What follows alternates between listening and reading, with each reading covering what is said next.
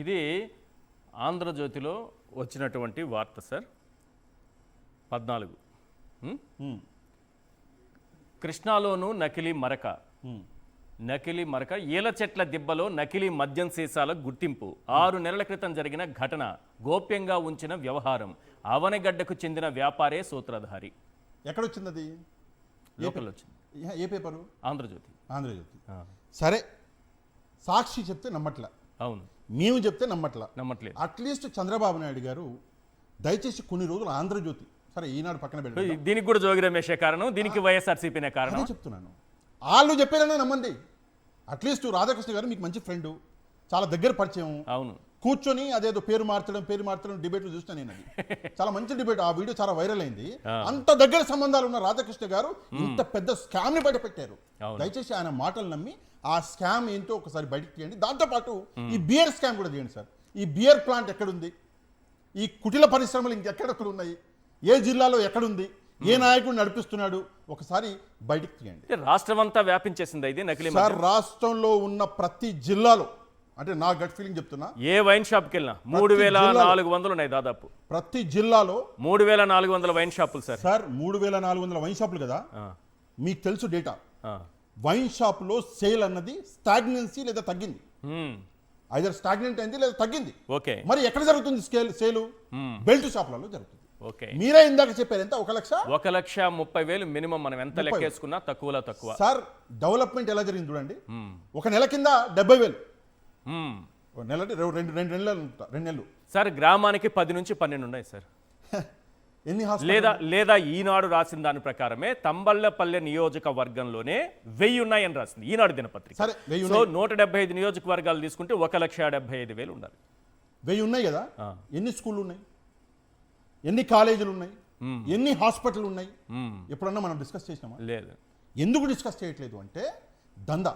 Sir, ఒక విషయం నేను సింపుల్గా ఎంత వద్దు, రాజకీయాలు పక్కన పెట్టేద్దాం.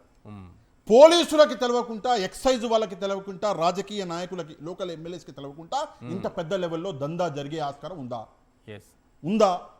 ఎక్కడా లేదు ఛాన్స్. 5,280 కోట్ల రూపాయల స్కామ్ చిన్న గల్లీ లీడర్లో, చిన్న స్థాయి లీడర్లో చేయగలరా? ఈ అంశం పైన మనం మాట్లాడదాము. పాషా గారు, ఇంతకుముందు నా ప్రశ్న ఏంటంటే 5,280 కోట్ల రూపాయల స్కామ్, 1,30,000 బెల్ట్ షాపులకు సరఫరా, అంటే రాష్ట్రం అంతా అని అనుకుంటే, లేదా వాళ్ళకి సంబంధించిన షాపులకే వేశారు, అది పక్కన పెడదు. 3,400 వైన్ షాపులు దాదాపుగా, ఎన్నింటికి సరఫరా చేయటం జోగి రమేష్తో సాధ్యమా? ఇంత పెద్ద నెట్వర్క్ ఎలా వస్తుంది? జోగి రమేష్ అనే వ్యక్తి చేయగలరా? సార్, జోగి రమేష్ గారు వైసీపీలో ఒక నాయకుడు. అలాంటి నాయకులు ఇంకా చాలామంది ఉన్నారు. ఆయన కంటే కొంచెం తక్కువ, కొంచెం ఎక్కువ నాయకులు చాలామంది ఉన్నారు. ఒక నాయకుడు తన ప్రాంతంలో కొంచెం పవర్ఫుల్గా ఉండా అంటే అవును ఉండు అనుకోవచ్చు. రాష్ట్రం మొత్తంలో పవర్ఫుల్ ఉంటాడా? ఓకే, అలా ఎవరు ఉంటారు? పవర్లో ఉన్న ఆ చక్రం తిప్పేటటువంటి ఆ ఒక వ్యక్తి ఉంటాడు. రాష్ట్రం అంతా చెప్పగలిగిన ఆ పవర్ ఉండాలి. ఆ పవర్ లో ఉన్నోడే ఉంటాడు. ఆ పవర్ లో ఉన్నోడి అండర్లోనే ఇంత ధైర్యంగా, ఇంత పెద్ద లెవెల్లో 30,000 బాటిల్ పర్ డే, 9 లక్షల బాటిల్ పర్ మంత్ మీరు అంటున్నారు. అది ఒక చోట.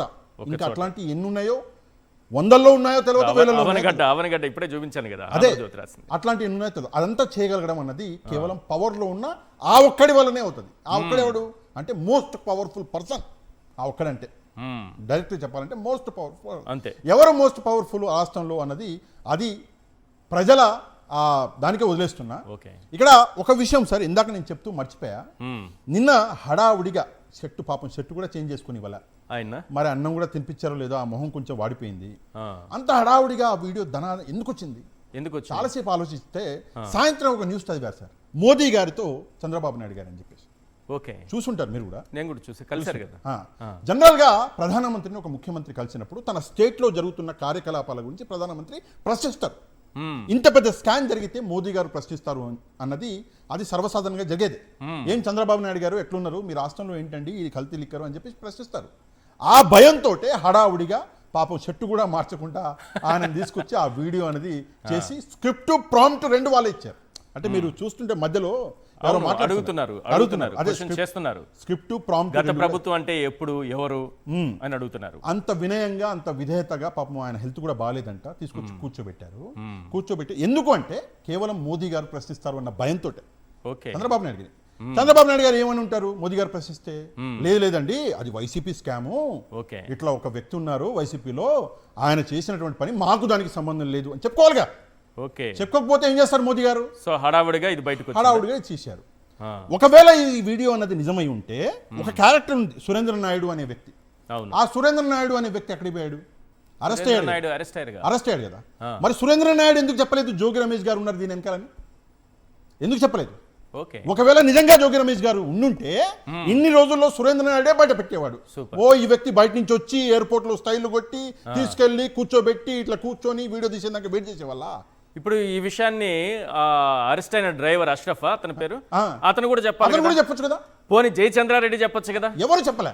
జయచంద్రారెడ్డి కదా మొదట చెప్పాల్సింది. అదే తన పైకి వస్తోంది, తనపైనే ఆరోపణలు ఉన్నాయి, ఆయనే మొత్తం నడిపిస్తున్నారు వెనక అదే సార్ నుంచే. వింతగా. మరి ఆయన చెప్పాలి కదా మాతో జోగి రమేష్ సరే జయించాడని. జయచంద్రారెడ్డి అంటే టీడీపీ వ్యక్తి అనుకోండి, చెప్పలేదు అనుకుందాం కూర్చోపట్టి. అరెస్ట్ అయినటువంటి ఈ సురేంద్ర నాయుడు ఎందుకు చెప్పలేదు? నాకు వింతగా అనిపిస్తుంది. ఇంత మంచి పెద్ద point. జరుగుంటే అద్భుతమైన point. నిజంగా ఒకవేళ జోగి రమేష్ గారు ఉండుంటే సురేంద్ర నాయుడు లేదా ఆ డ్రైవర్ చూసుండేవాడు ఒక్కసారన్నా. అవును. అరే జోగి రమేష్ గారు వచ్చారు చెప్పుండేవాడు. ఎక్కడా వాళ్ళ నోటి నుంచి రాలేదండి. మ్మ్. రాలా. ఈయన వచ్చేంత వరకు వెయిట్ చేశారు, ఈయన నోటి నుంచి చెప్పించారు. రేపో ఎల్లుండో సురేంద్ర నాయుడుకి కూడా ఒక వీడియో పెడతారు. మ్మ్. అది మరి జైల్లో పెడతారా ఆడ పెడతారా నాకు తెలియదు. ఓకే. ఓ వీడియో పెట్టి అవునవునవును ఈయన చెప్పింది నిజమేనండి, నేను మర్చిపోయా జోగి రమేష్ గారి పేరు నాకు గుర్తు రాలా, ఇప్పుడు నాకు గుర్తొచ్చింది అని చెప్పేసి అది కూడా ఒక వీడియో వస్తుందో ఏమో, అది కూడా చెప్పలేము. అంటే ఏమైపోయిందంటే మొత్తం వాళ్ళ చేతిలోనే ఉంది సార్. మ్మ్. మొత్తం వాళ్ళ చేతిలో ఉంది. ఇష్టం వచ్చినట్టు రాస్తున్నారు. పెన్ను వాళ్ళదే, పలక వాళ్ళదే, అవును. రెండు కలిపేసి రాస్తున్నారు. కానీ ఎరేజర్ ఒక రోజు మా చేతికి వచ్చి, అంటే వైసీపీ చేతికి వస్తుంది ఎరేజర్ అంటారు కదా, వచ్చిన రోజు ఎరేజ్ చేసుకుని మళ్ళీ రాసుకుంటారు, సరిదిద్దుతారా? సరి చేసుకుంటారు. సరిదిద్దుతారు. నిజాలు మొత్తం బయటికి తీసుకొస్తారు. సరిదిద్దడం ఓకే. అంటే మరి తప్పుగా తీసుకోవద్దండి. ఆ. నిజాలు మొత్తం అదే బయట సరిదిద్దడం అంటే నిజాలే. నిజాలు మొత్తం బయటికి తీసుకొచ్చి ఆ రోజు నువ్వు ఏ ప్రెజర్లో చేసావని చెప్పేసి, మరి ఈయన హెల్త్ అప్పటిదాకా బాగుంటే ఆయన ఆ రోజు ప్రశ్నిద్దాం. ప్రశ్నిస్తే ఆయన ఆ రోజు కూడా నిజమే చెప్తాడు. మ్మ్. ఒకవేళ ఈ రోజు ప్రజల్లో అబద్ధం చెప్పినా ఆ రోజు నిజమే చెప్తాడు. అవును. నిజం చెప్పిన రోజు మరి ఎవరెవరు లోనికి వెళ్తారు, ఎవరెవరు బయట ఉంటారు అన్నది ఒకసారి ఆలోచించుకోవాలి. అది సెల్ఫీ వీడియోనా, పోలీసులు రికార్డ్ చేసిన వీడియోనా? ఏ సార్ ఈయనదా? అయింది. క్లియర్ గా పోలీసు ఆయన ముందర ప్రాంప్ట్ ఇస్తున్నాడు కదా. మరి పోలీసులు రికార్డ్ చేసిన వీడియో ఎల్లో మీడియా చేతికి ఎట్లా వస్తుంది? సార్ అదే కదా వింత. రాష్ట్రాన్ని మీ ప్రకారం ఎవరు నడిపిస్తున్నారు నా ప్రకారం అన్నది అయితే ప్రశ్న. అవును, ప్రశ్న. గవర్నమెంట్ ముఖ్యమంత్రి ఉంటారు, ముఖ్యమంత్రిని నడిపిస్తారు. ఇప్పుడు దరిద్రం ఏంటంటే మన రాష్ట్రానికి పట్టిన దరిద్రము, ఎల్లో మీడియా అని చెప్పేసి ఒక బ్యాచ్ ఉంది. వాళ్ళు ఏం రాతలు రాస్తే పోలీసులు అదే పని చేస్తున్నారు రెండో రోజు. అరే ఈనాడులో ఫలానా వ్యక్తి ఆ తప్పు చేసి నన్ను వచ్చిందా, తీసుకురండి అరెస్ట్ చేయండి, ఎఫ్ఐఆర్ కట్టేయండి. ఆంధ్రజ్యోతిలో వచ్చిందా, లేదు ఇమ్మీడియట్గా ఎఫ్ఐఆర్ కట్టేయాలి. ఓకే. అసలు దాని వెనకాల ఉన్నటువంటి మంచేంది చెడేంది, అసలు దాంట్లో ఏమైనా సత్యం ఉందా లేదా అని చెప్పేసి ఆలోచించడం మానేశారు. కోర్టులు ఎంతగా మొత్తుకుంటున్నా, అరే ఇంతవరకు నేను ఇల్లే సార్, పోలీసు వ్యవస్థని మూసేయాలి అని ఒక హైకోర్టు కమెంట్ చేయడం అన్నది భారతదేశంలో జరిగిందా? కరెక్ట్. జరుగుంటుందా ఇంతవరకు? మీరు ఇప్పుడు నిన్నారా? అంటే నాకు ఆల్రెడీ తెల్ల జుట్టు వచ్చేసింది, నేనైతే ఇనలే ఇంతవరకు. మొదటిసారి ఎన్ని ఆంధ్రప్రదేశ్లో. మొట్టికాయలు ఎన్నిసార్లు సుత్తితో కొట్టింది వ్యవస్థని, పోలీసు వ్యవస్థను అనేది నేనైతే డేట్లు వేసి హైకోర్టు ఏం కామెంట్ చేస్తుంది ఇన్నిసార్లు వివరించాను. ఇంక ఇంతకంటే గొప్పగా చెప్పలేము ఇంకా. చెప్పలేము సార్. ఏం చేసినా పోలీసులలో మార్పు అనేది రావట్లేదు. ఏదో ఒక రోజు, అంటే అలా జరగకూడదని చెప్పేసి నేనైతే ప్రార్థిస్తున్నా, ఏదో ఒక రోజు హైకోర్టు డీజీపీ గారిని పిలిచినా అంది కదా, డీజీపీని పిలుస్తామని. అదే పిలిచినా పిలవచ్చు. మరి ఆ రోజైనా సరే మార్పు వస్తుందా అన్నది చూడాలి. ఎంత ఘోరం అంటే సార్, ఇంత పెద్ద స్కామ్ జరిగితే సార్, ఒక సింపుల్ విషయం, అంటే నా నాలెడ్జ్ కలుగుతున్నా, వీళ్ళు చెప్పిన so called liquor scam YCP మీద వేశారు కదా, అవును, కొన్ని రోజులు డ్రామా నడిచిందిగా, దాని వాల్యూ ఎంత సార్? 3,200 కోట్లు ఎంతో చెప్తున్నారు. 3,200 కోట్లు. ఎంతమందిని అరెస్ట్ చేసి ఉంటారు? పెద్ద పెద్ద నాయకులను అరెస్ట్ చేశారు. అవును సార్ 5,000 ఎంత సార్ మీరు చెప్పింది? 280 కోట్లు ఏడాదిలో 45,000 కోట్ల టార్గెట్. ఎస్. ఇంత పెద్ద స్కామ్ కి అరెస్టులు ఏవి సార్? సురేంద్ర నాయుడిని అరెస్ట్ చేశారు, ఒక డ్రైవర్ని అరెస్ట్ చేశారు, సరిపోదా? అంతేనా? అంతే కదా. మన ప్రభుత్వంలో మన హయాంలో జరిగినటువంటి ఒక పెద్ద కుంభకోణంలో సురేంద్ర నాయుడు అనేటటువంటి ఒక మంచి సామాజికవేత్త, ఆయన్ని ఆల్రెడీ విడుదల చేశారు క్షమాభిక్ష పెట్టి. హత్య కేసులో జీవిత ఖైదు అనుభవిస్తున్న వ్యక్తిని చంద్రబాబు నాయుడు గారు. అవును, ఆయన అరెస్ట్ చేస్తే గొప్ప విషయం కదా. ఈయన క్షమాభిక్ష పెట్టి మరీ తీసుకొచ్చిన వ్యక్తిని మళ్ళీ చంద్రబాబు నాయుడు గారి ప్రభుత్వమే అరెస్ట్ చేయడం అంటే ఎంత గొప్ప విషయం. అంటే వ్యవస్థల్ని ఇంతలా నాశనం, అంటే తప్పు, ఒక తప్పుని రెండు విధాలుగా ఎట్లా చూస్తారో చూడండి. అక్కడ స్కామే జరగలేదు, అసలు స్కామ్ అన్న కాన్సెప్టే లేదు. అంటే ఇది నేను కాదండి, ఎప్పుడైనా సరే తప్పు జరగలేదు అన్న ఆస్కారం ఉంటేనే కోర్టు బెయిలిస్తుంది. అవును, ఈ విషయం మీకు కూడా తెలుసు. కరెక్ట్. ఆస్కారం కనిపించింది కోర్టుకి, లేదు లేదు తప్పు జరగలేదు అని, అందుకే బెయిల్ ఇచ్చింది. అంటే జరగని తప్పు జరిగింది అని, అంటే సమాజంలో రెస్పెక్టబుల్గా బ్రతుకుతున్నటువంటి వాళ్ళని తీసుకెళ్ళి జైల్లో వేసి రాక్షసానందం పొందారు. ఇక్కడ ఇంత పెద్ద తప్పు జరిగితే ఈ సెల్ఫీ వీడియోలో రిలీజ్ చేసేది, ముందుగా ఆ వీడియో తీసిన వాడు లోనికి వెళ్ళాలి, ఆ వీడియో బయటకు పంపించిన వాళ్ళు లోనికి వెళ్ళాలి. మరి దీని మీద ఎఫ్ఐఆర్ కట్టారా? లేదు. ఇంత సెన్సిటివ్ డాక్యుమెంట్ అనేది బయటకు వచ్చింది అంటే అది క్రైమ్ కాదా? కాదా? ఒకవేళ ఇదే బయటకు వస్తే ఇంకా ఎన్ని బయటకు వస్తాయో ప్రభుత్వానికి, దాని మీద కూడా ఎఫ్ఐఆర్ కట్టాలి కదా. సరే, పచ్చ మీడియాలో ఎక్కడొచ్చింది, ఏ మీడియాలో వచ్చింది, మరి ఆ మీడియా అతనికి ఒక నోటీసులు ఇచ్చి, ఎక్కడైతే వచ్చిందో 41 నోటీసులు ఇచ్చి, సార్ మీకు ఇది ఎవరు పంపించారండి అని చెప్పేసి ప్రశ్నిస్తే పోలా? ప్రశ్నిస్తారా? లేదు లేదు, ప్రశ్నించారు. ఎందుకంటే పోలీసుల కంటే పచ్చ మీడియా అన్నది ఎక్కువైపోయింది ప్రస్తుతం ప్రభుత్వానికి. ఇష్టారీతిన రాయడం. And this is the biggest joke అండి. మీరు ఇక్కడ ఒక ప్రశ్న అడిగారు, వీడియో బూమరాంక్ అయిందా అని చెప్పి. 110% నేను చెప్తున్నాను, వీడియో బూమరాంక్ కాదు. రాష్ట్రంలో ప్రజలు నవ్వుతున్నారు. ఎందుకు నవ్వుతున్నారు?